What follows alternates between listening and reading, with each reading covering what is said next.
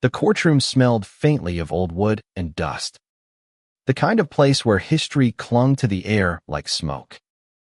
I had sat in many hearings before, but this one was personal. The people in attendance weren't strangers, they were neighbors, victims of Karen's reign, and now witnesses ready to tell their stories. She sat at the defendant's table, dressed in a suit too tight for her frame, glaring at me with a mixture of contempt and desperation. The once arrogant HOA tyrant looked diminished, her voice quieter than the booming authority she used to throw around on front porches and through nasty letters. The prosecutor laid out the charges: embezzlement of HOA funds, fraudulent citations, misuse of law enforcement, intimidation of residents, and violation of federal housing statutes. Each count landed like a hammer, echoing across the chamber. When the first witness spoke, a single mother described how Karen had fined her hundreds for letting her kids draw chalk on the sidewalk. Her voice cracked with emotion, and she held up letters signed by Karen herself. The judge's jaw tightened. Another witness, a retired veteran, spoke of being reported to the police for hanging the American flag too low on Memorial Day. He had tears in his eyes as he said, "I fought for that flag, and she tried to take away my right to honor it." The jury shifted uncomfortably, anger flashing in their eyes. Karen's lawyer tried to paint her as a misunderstood leader, someone who believed she was maintaining order. But when the financial records surfaced showing thousands siphoned from community accounts into Karen's personal bank, it became undeniable.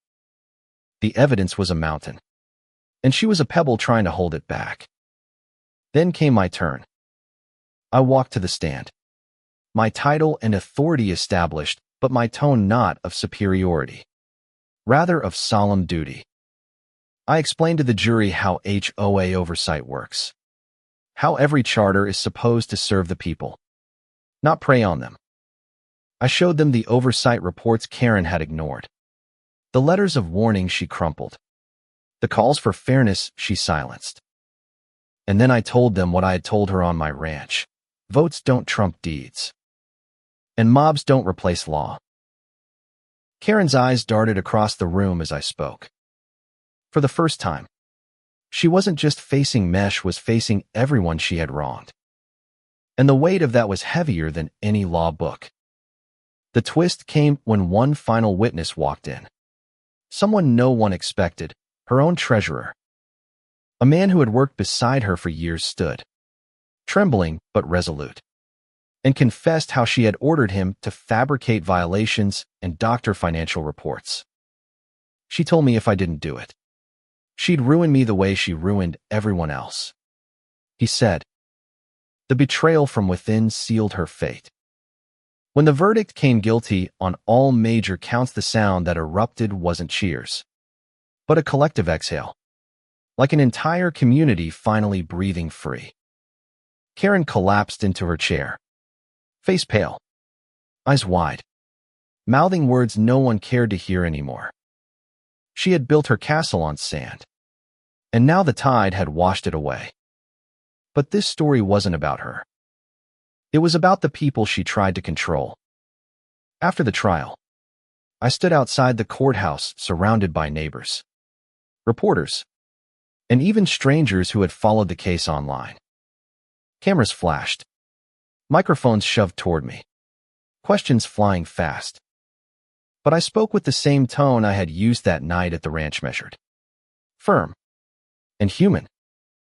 This isn't about one woman. It's about a system that too often gives petty tyrants too much power.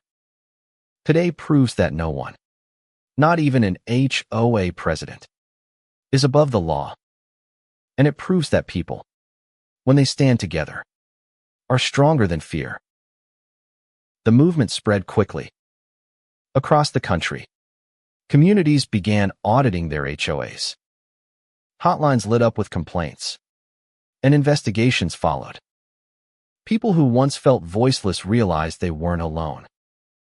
And while Karen would spend years behind bars, Her downfall sparked something far bigger than her petty reign ever could. Months later, I returned to my ranch. The land stretched wide and golden. The fences repaired. The barns humming with life. Neighbors stopped by not out of fear, but out of friendship. The woman whose son had once been scolded for drawing chalk now watched him play freely in the open fields. The veteran proudly raised his flag without another word from anyone. And in every handshake, every smile, every wave, I saw the same thing, dignity restored. Karen's story had ended in disgrace, but ours was still being written. We had reclaimed more than just property rights. We had reclaimed respect. And as the sun dipped low across the horizon, painting the sky in streaks of orange and crimson, I realized that justice isn't always about punishment, it's about renewal. So I ask you, reader, when you hear of someone abusing power, when you see neighbors bullied or silenced, what would you do? Would you turn away? Or would you stand, speak, and fight back for what's right? Because at the end of the day, silence is the soil where tyranny grows, and truth is the axe that cuts it down. The weeks after the trial carried a strange calm, like the silence that lingers after a thunderstorm. Karen was sentenced, her mugshot plastered across newspapers and online feeds. A fallen monarch dethroned by her own greed and cruelty. But I knew the real work had just begun. For every Karen, there were dozens more across the nation, hiding behind clipboards and fabricated bylaws, waiting for their moment to strike. My phone never stopped ringing. Calls came from Florida, Texas, Oregon, homeowners desperate to know if someone would stand with them the way I had stood against her. Each call carried the same story: fines for trivialities, threats for standing up, fear replacing community. And with each story, I realized this wasn't just one fight. It was a movement, and I had been thrust to the front lines. I returned to Washington to address the council, the chamber filled with representatives from every region, their faces grave as I recounted what had unfolded on my ranch. This was not an isolated abuse, I said, voice carrying across the hall. It was a symptom of a system left unchecked. HOAs are meant to preserve community, but too many have become fortresses of intimidation. That ends now. The words rippled like electricity. Cameras broadcasted my speech live. And for once the comment threads weren't divided, they were united in outrage. Americans from every background poured out their stories, forming a tapestry of shared struggle and shared resolve. The reform bills came swiftly. New oversight committees, transparent financial audits, protections for homeowners' rights, all drafted and pushed forward with rare bipartisan momentum. When the president signed the first act into law, I stood beside him, not as a politician, but as someone who had felt the sting of abuse firsthand. The flashbulbs popped. The applause rang out. But what I held on to most were the letters from ordinary people taped to my office wall. Thank you for giving us hope. One read, for the first time in years, I feel like I can breathe again. And yet, even with change on the horizon, there were reminders of what had been lost. One evening I drove back to the ranch and saw the wooden sign still leaning by the gate, the one neighbors had put up after that fateful night with the cops. On it, in bold hand-painted letters, it read, "This land is free. Fear no more." I traced the letters with my hand, feeling the rough grooves, and thought about how easily one person's arrogance had nearly crushed so many lives. But life has a way of balancing the scales. A few months into her prison term, Karen herself requested to speak to me.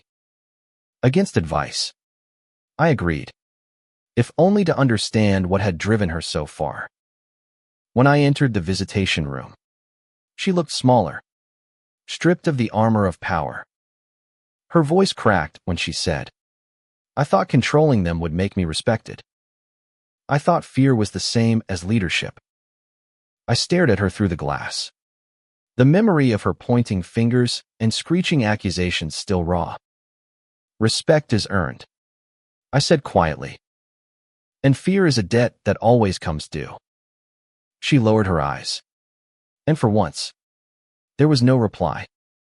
Walking out of that prison, I didn't feel triumphant. I felt a heavy sort of clarity. Power reveals who we truly are. And Karen had chosen to weaponize it until it destroyed her. But the neighbors, the ones she tried to silence, they had chosen courage, truth, and unity. And that choice was stronger than any bylaw she could invent. The final act came unexpectedly, in the form of a community gathering back at the ranch. People brought food, guitars, laughter, the kind of simple joy Karen's rule had long suffocated. The veteran raised his flag high, and the children played with chalk on the road until their hands were smeared with color. We built a bonfire, and as the flames rose, someone asked me to speak. I didn't prepare words. I just spoke from the heart. This ranch stood before her, and it stands after her. But what matters most is not the land, it's the people. No one can take away our dignity unless we surrender it. And tonight, we proved we never will. The cheer that followed wasn't just for me. It was for all of us.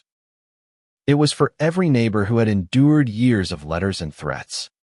For every family fined for flowers in their garden. For every veteran scolded for flying a flag. It was for freedom, reclaimed in the simplest and most profound way. As the fire crackled, I thought about what Karen once shouted at me. You'll regret this. She was wrong. The only regret would have been silence. And as I looked around at the glowing faces lit by firelight, I knew one truth carved deeper than any law. Community thrives not on control, but on compassion. So now I leave you with the same question I left my neighbors. When someone like Karen abuses power, when they try to twist fear into obedience, what would you do? Would you bow your head? Or would you rise to meet them with truth? Share your answer. Because the line between right and wrong isn't drawn by loss, it's drawn by the courage of those who refuse to be silent.